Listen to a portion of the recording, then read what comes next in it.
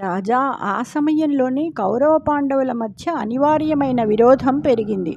ఒకరినొకరు జయింపగోరి యుద్ధరంగంలో తలపడ్డారు. వెదురు పొదల్లో బయలుదేరిన మహాగ్నిలో కాలి బూడిదైన మహారణ్యంలాగా దుర్యోధనాదులు అందరూ మరణించటం విని మహత్తర దుఃఖంలో విదురుని మనస్సు మునిగిపోయింది.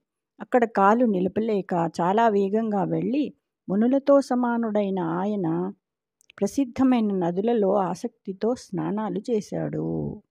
వెండియు పుణ్యభూముల పవిత్ర సరిత్తుల జూచుచున్ రమామండనుడుండు దివ్య రుచి మన్మణి చారు కవాట గేహళీ మండిత సౌధ గోపుర విమానములున్నత భక్తి జూచుచున్ నిండిన వేట్క కృష్ణ పద నీరజ చింతనుడై క్రమంబునన్.